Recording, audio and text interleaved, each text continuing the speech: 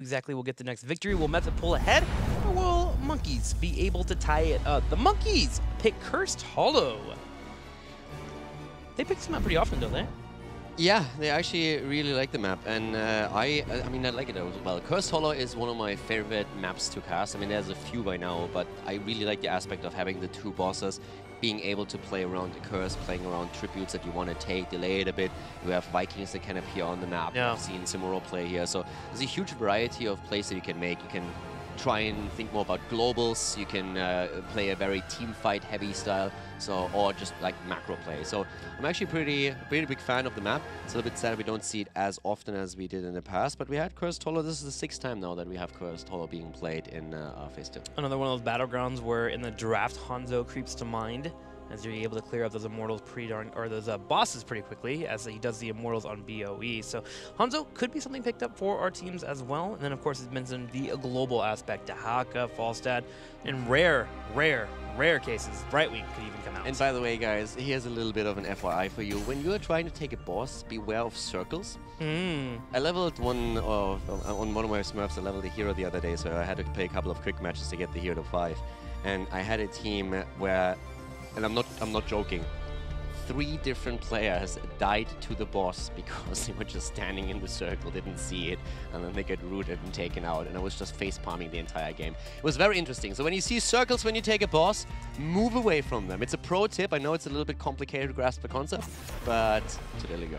That sounds pretty standard to me. Like, honestly, you say that, and I'm like, this is a normal match. What are you talking about?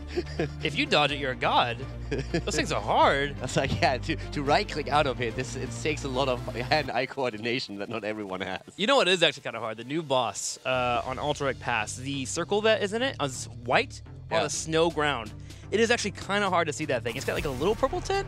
Try and go for the colorblind mode. Yeah, the colorblind mode. The settings usually change it enough. Actually, like colorblind mode is something that you guys can experiment with. If you say that on Cursed Hollow 2 you can't see the circles properly, that helps some people really to just distinguish it a little bit more since the colors change, and oftentimes that's a bit easier to pick up on. It's actually kind of surprising in a game that has a hexagon as the main logo. That we have circles of hexagons. The circles are so deadly in this game, you know? Malfurion Root, Seven-Sided Strike, all these circles are so devastating. It's geometric figures fighting against each other for dominance. That's basically what it is. That's the new lore coming at you. What if Heroes the entire time was actually teaching us math and we were learning about shapes? Mind blown. Let's go to the draft. That's Genji. It's picked up. Genji makes it through the bans here. Let's talk about the ban that we're seeing on the side of Method first, because I think that's a little bit... Actually, like the tanks that we're seeing here, there's a lot of stuff happening already that I think is cool. First of all, Method has aggressively played around Anubarak in previous games, especially on Cursed Hollow. So Anubarak gets now banned out. Method just identifying that as an immediate source of threat, especially around Cocoon. The plays that we've seen from Ramabola on this map were great, so Anubarak gets banned out. The Monkeys, they react with a ban on Abathar. They start with the Abathar ban, since we said earlier that you have a lot of heroes that shine on Cursed Hollow because you have a huge macro aspect to the map. That's true for globals. It's why the Vikings and Samuro all of a sudden came back to this map, but Abathar, this has always been one of his strongest maps. So this already, in terms of the early bans, is super interesting, but then we're having as a targeted pick Muradin and Blaze now taken. Now, it's not quite the combo that Zealots executed yesterday, but taking Muradin away here from Bad Benny, talked about how often he plays that hero, another good move, and already a heavy teamfight setup with a great front line for the Monkeys. Beefy front line. If they're able to get the tributes first, they should be able to set up a perimeter well and make sure their assassins are pretty protected. And of course, Genji can always get through those perimeters, but it's always good to have it established to begin with. And you have fantastic engage potential too. Yeah. You have Storm Bolts, you have Jet Propulsion follow-up, you have defensive measures. Muradin can always jump out, you can drop that bunker, you can fight over a Tribute, you can fight over a boss pretty easily here. You still need, of course, the clear to go up with that, but still, there's good engage potential for them. They have nice escape tools on both frontliners, so that's already great for them here. And it makes them very flexible heading into the second part of the draft. Now, do we consider the Shimada Bro team up here? Now, Furion comes out, Genji as well, and there is Hanzo to clear out the bosses. So Method, they're erring on the side of damage here, compared to their opponents who are going for a robust setup. So both the Shimada brothers in play. tanks have not been picked yet, and this is now one of those moments when you can start thinking, okay, what do we actually want to address in terms of our bans? Do we ban out the solo lane? Is URL something that we are trying to ban out? Is it maybe the Haka instead because we're worried that there's going to be a global appearing for Method? And yeah, they go and ban the global out. So they would allow URL over the Haka. They want more goat facts. And Phoenix, yeah, I want more goat facts too. It's an interesting topic. It is an interesting topic. It's one I haven't had since 3rd grade, honestly. Animals, and we can learn about them. It's one of these things that you just don't think about all that much. No, but it's good to have the knowledge, you know? Trivia night coming soon. Exactly. 3rd and 4th pick for Monkeys. All right, so you have your great front line already in front of you. You're looking for some damage, something that has a little bit of protection, something that can handle Genji as well. What comes to mind for you here? On the picks for Monkeys, I Yeah. mean, first of all, Deckard Cain again as the support would make the most sense. Li Ming claimed, and for the last pick, actually at this point I'm not 100% certain what they could go for. They need more damage. I mean, That's for sure. Duh. Something that can force fights. Something. What do you mean force fight? I mean, we have enough to force fights. It's just a follow-up question. Traditionally, we don't see double majors, so you would expect an auto attacker to be picked on their end. I mean, Tracer is still out there. The problem is if you're only running Deckard, even with Blaze, Tracer is a bit tricky. Yep. Could still happen, though. I feel it depends a bit on what exactly Method is going to do now with their own setup here. You can still play Force Stat. I mean, you have the auto attacks, you have the Giant Killer setup on 13, you have the Global that is not available to Method at this point. Yeah. You have Zone Control with Mighty Gust, so Force Stat is still a really good option for the Monkeys. You have to be a little bit worried about Genji diving you, but it's something that we've seen get equipped a little bit better for. Yeah. False Stat's playing a lot more safer and playing one on that Gus as well, willing to expend it if they need to. We have seen a lot of Force Stats doing really well into Genji lately, so... Diablo comes out for the 4th pick, and our final pick is going to be Urel. So it looks like we're ready for GOAT Fact number 3. Yeah. Josh, do you have GOAT Fact 3 ready to go? Yeah, we have it. Let's check it out right now as the GOAT Fact is about to come up here on the screen. The male goat is called a buck or a billy. Yeah, we know the Billy aspect because there's so many Billy mounts in the game, but yeah, that's a really interesting one. Oh. Also gives Sport Billy as a nickname for Team Liquid. Sport goat. Ah, he's the sport goat. Sport goat. Coming in. Athletic goat. Thank you for subscribing to the HGC where you get GOAT Facts. Yeah. For our next URL pick, we will have more facts coming your way. 5th pick for Monkeys. Need more damage. I really think Falstad would look strong here. I like the disengage potential of Falstad and also the control that he gives you over bosses. It's a Monkey hero, that's for sure. I feel like because of Monkey's affinity towards Tracer, he's going to go Tracer, but I like the false set that you keep bringing up. I'm honestly fine with both. It's just like Tracer in this setup is going to be really difficult to execute. Yeah. Not impossible by any means. Ooh. Frontline heavy. Okay, so creating some more space for Li Ming instead, picking Thrall here. I mean, yeah, I can see that. You put more pressure on the Diablo. We have already talked about the engage potential and the lockdown that you have with Muradin and Blaze. Sure. And once that Thrall follows that up with the Alpha Wolf after level 16, but also his level 7 talent, the Ancestral Wrath, you can really try and burn Diablo down pretty quickly. A good combo from Li Ming to follow all of that up, and you have more or less a kill secured. So that definitely works out. Works against Diablo, but obviously even more so against any other hero that you can lock down here. And you have the slows through Earthquake, and even think about if you want to go into a Sundering, less likely, but still something that you can consider if you feel that you need even more engage and more stuns to follow it up. So yeah, playing very, very frontline heavy, and that's going to put the pressure onto Diablo in particular. Yeah, I think it really comes down to how the front line of the opposing team here is the Monkeys, Blaze, and Muradin works together when an engage comes their way from that Diablo, because if that Diablo is able to get the engage, get the knockup they want, Hanzo coming with the damage and a Genji follow-up, that is a quickly cleared up Deckard Cain, Li Ming, or even a Thrall with that damage coming out. So it's all on the front line here to make sure they get the engage they want and slow down the approach of their opponents. So they're down one game. We're going to find out if they can tie the series up or if Method is taking the 2-0 lead here before we head into our break. Game number 2 coming at you. Cursed Hollow is the map. And let's find out what the Monkeys can pull off here. Game 2, Cursed Hollow, and to the left, it is Team Method with AD Ardy on Hanzo, Bad Benny, not a Muradin this time, has to play Diablo here. Nick, on the other hand, he finds himself on Genji, whereas Thero is for the second time in this series on Urel, and Curson on Malfurion. On the right side, in the red, Splendor, on Deckard Cain. Make. Oh, Make on Blaze. Thrall, played by Alex Aproji. Crosby on Li Ming. And Rimmer on Muradin. Rimmer on that front line, very melee heavy setup. Splendor now on Deckard Cain. This is actually another interesting one here. I mean, when we look at Deckard Cain, Tricked hasn't really played the hero too often so far in Phase 2. They only played him once, and that was a lost game for them, so they are traditionally doing a little bit better with other supports there. For now, though, I'm a bit curious to see what exactly Muradin can pull off, because Trick played him only once. That was a success for them. They have a huge priority, as we said during the draft, on Nubarak. They've played Nubarak 6 times already. 3 wins and 3 losses, more so than any other team. And it's the main reason why Method banned him out in this series. Even at the first ban, not even trying to wait and see if they can ban him out on the second spot, but instead immediately committing to a ban. He should be able to help control Hanzo here. I am worried about Malfurion and his peel potential. But if they can control Hanzo a little bit, that should give Monkeys a little bit more time to deal with the Genji that's trying to shark around and find that combo to pick off somebody. So that'll be his main job here. And remember, starting to get equipped for it by moving into the Stormbolt build here at level 1. Trying to get that optimal damage and, of course, put out a quick combo against the Squishy. But I'm more worried about what happens post 5 minutes in this game. If there's an opening, Method will take it. They can move over and grab a boss, which they will clear out pretty darn quick, especially the level 7 talent coming online for Hanzo. Yeah, it's important for the Monkeys that they keep vision. That once we see heroes disappearing from their vision, that we have someone double-checking the bosses.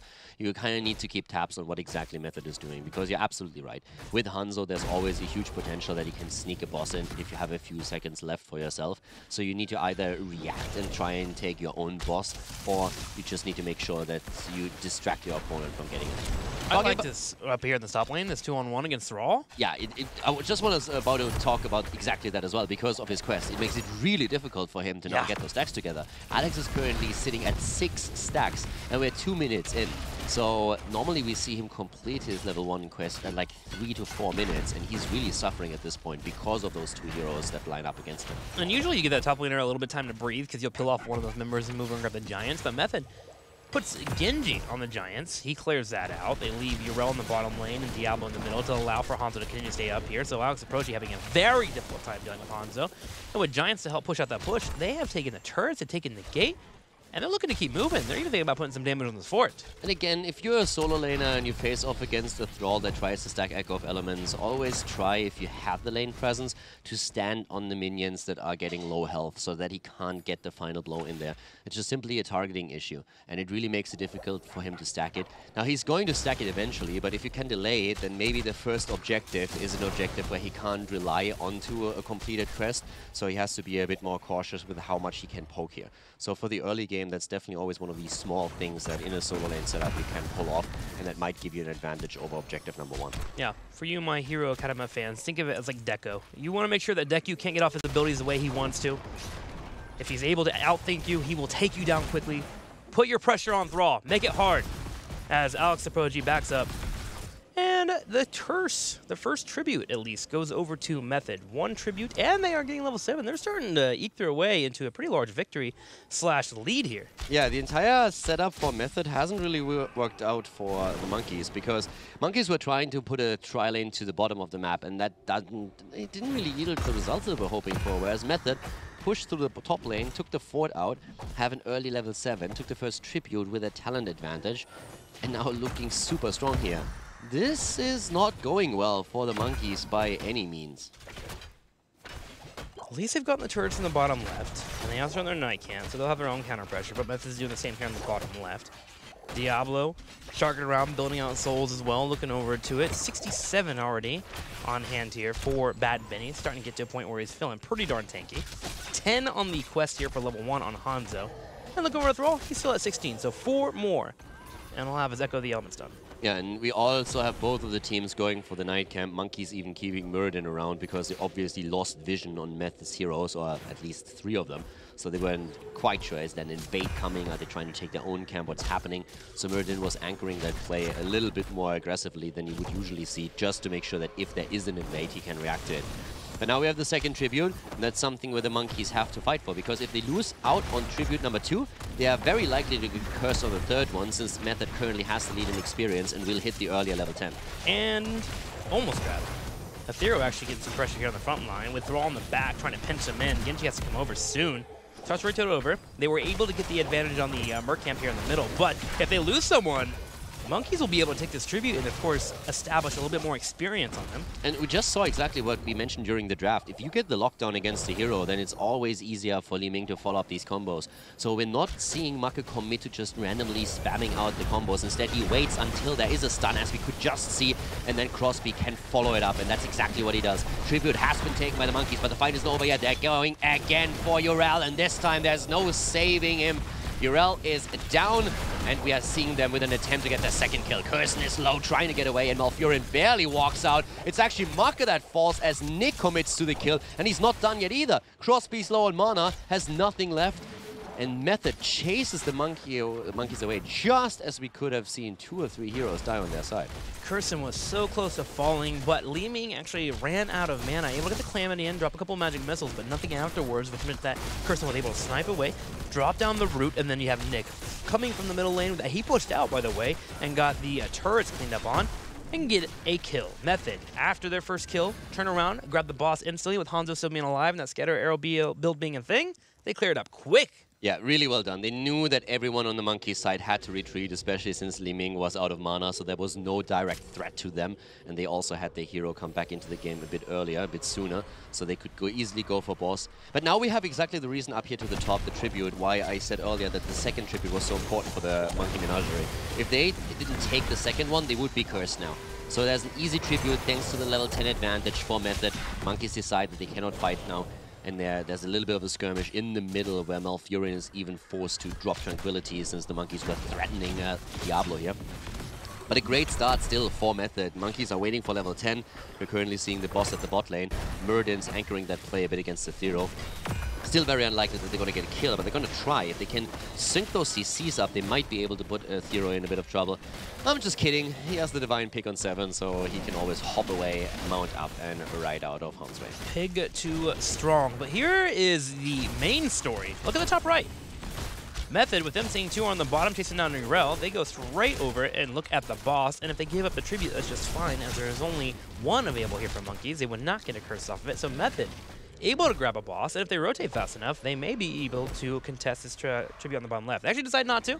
This is another big lesson, by the way, since we're talking about this all the time, what you can really learn from these things. So what happened here? Method takes the first boss at the bottom of the map. They are pushing in with the boss with 1 hero, and then when they see 3, 4 heroes commit to the defense, they know that they can do something at the top of the map. So all of a sudden, they have time to take the boss. Even though they don't have a talent advantage, they know that the rotation from the Monkeys from the bottom lane to the top lane would take so long that they still can claim the boss. So by taking objective and letting a push on the map and then having vision of your opponent, you create opportunities for yourself, and you need to try and use those. That's what Heroes is really all about. You are trying to invest time by taking an objective somewhere or taking a boss, and then you capitalize on it by either pushing with it or getting value on the other side of the map while your opponent has to invest time to defend against it. Monkeys are not going to invest any time defending that boss in the top right corner. It's actually getting a lot of damage in. About a quarter health. Finally, it gets cleaned up. The minions will help out with that. Also getting cleared up too. Monkeys instead go for a fight. They want the tribute. They feel like this is their way to counter what Method has pulled off so far. Method moves in, looks at Alex Prodigy. Ethereal comes in from the side and knocks him back. Monkeys with a quick fight attempt since they want to fight before 13 is there. Here comes the stay a while and listen. And already Urel popping her own ult, the Ardent Defender, but the tribute is still being fought over, and Method is inching forward to that level 13 talent advantage. The Monkeys know that they need a kill quickly, but their first attempt has not worked out in their favor. No, it has not. But Monkeys are healthy. Decker Kane able to drop down potions left and right. Snowball comes out. They go straight in for Diablo. He goes down to about half health, but Ethereal jumps in and knocks everyone back. Same time, Nick needs to be a bit careful. He gets aggressive and drops a deflect. He still has the X-Strike if he finds anybody low enough. But slowly but surely, Splendor continuing to keep Monkeys nice and healthy. The poke is just better on Method's side, and they still have that fountain. You could just see 2 heroes peel up to the top, tap at the fountain, and now they're going to re-engage here. So a massive advantage for Method in this fight, and they're going to try and use that now to take the Monkeys down. They have a great position here. Nick already heading into the back line. Crosby is low, goes down. There's the reset. Genji immediately trying to follow it up with another kill. Not getting that so far, but Alex is in trouble. B-stepping here since he realizes that this is not going to end well for him. Blaze also falls. 3 kills confirmed, as is already 13 in the hands of Method, a 2-level lead. They move through the top lane, and they're going to have an easy kill on the fort. That tap of the well that you pointed out, instrumental for Method to get that victory. Nick finally getting Li Ming on the back right. Nothing Monkeys was able to do as that keep will fall, and Method plays for a second keep as well, even grabbing this Night Camp here right above, stealing it away from the Monkeys so they can have a massive push coming in while the bottom lane continues to stack up, and they'll be able to rotate down if they need to also take out that keep. Yeah, that tap on the well and that quick reset during the fight was what allowed Method to take it. The Monkeys originally really were just trying to go for a kill. They knew that there was only half a level until Method had the 13 talent advantage. So they said, guys, we need to make that snap decision. We need to go in, get the kill, and take it from there. And Method knew that too, and they popped all of their abilities to make sure that that kill would not happen. And once they were safe, they could play the long game. They could wait for 13, they could re-tap at the well, and just play things out, and that's exactly what they did. And then once that they had an advantage, once that the Monkeys were already on half health, they fully committed to an aggression into the back line, and that confirmed those 3 kills. They got the tribute, the curse, and now they're 3 levels ahead. 4 levels ahead as they hit 16. They grab a Night Camp to have that pushing in the middle. There's a boss about to spawn in about 3 seconds. They're already set up for it. The Monkeys, aware of this, have to rotate over and potentially fight. They're looking for 13, so at least they have a talent available to them. There'll still be a talent behind. And here comes the Monkeys. Rimmer walks in first. Scatter Arrow comes out. Murden trying to buy some time, but he's already rooted. Yeah, it's already rooted here. They were trying to bait a fight around the boss. That was the thought process here. Nick into the backline. Bunker is there. The attempt to get the kill against Nick, that didn't quite work out. Rema is low. Another good move by Aethero, just putting everyone out of position here. Splendor attempting to keep himself and the rest of his team alive, but Murden falls first in the resets of Nick. They do the rest. Second, third, and fourth kill confirmed as everyone on the side of the Monkeys, with the exception of Li Ming, falls. And now we are going to see Method moving either for core. Not quite sure if they can pull that off yet, but they can at least put the pressure onto the keep in the mid lane and confirm a second catapult lane. Yep, and they head over. They're even thinking about moving to the boss. The ADRD positioning a little bit aggressive. 10 seconds. 3 members will be back here from Monkeys. Crosby starts to siege away. See if they can hold. I guess this core push coming in, but Method believes it is game over, especially with that Night Camp right behind them to back up to. Catapult also doing damage to core. Rimmer jumps in and looks for Nick. Yeah, I'm not sure if they can get the core without a kill, but they can definitely confirm the keep, and that's what they did already. And now the camp is pushing in, and that still has the spell aura, so they're going to try and use that to their advantage, and all they need is a kill or 2 here. Rema is about to fall, and he goes down, and he's not the only one. Deckard Kane is dead too, and that's a double kill confirmed. They're attempting to go for Alex. The core is already falling, and now with 2 heroes dead, there's just no way to stop Method. They are going in for their 2-0 lead. Monkeys do everything they can to somehow defend, but Blaze has fallen. Only Thrall and Li Ming are still in play, and this is it as Method takes the second game and takes a massive lead in the series. Method seems to be on a war path, just walking over the Monkeys in that late game, getting a 4th level lead on them and controlling the fights, especially after that second fight we saw in that tribute in the top right corner. Method doing well, but Monkeys hurting right now, down 2-0. Yeah, Monkeys definitely struggling a lot in their setup.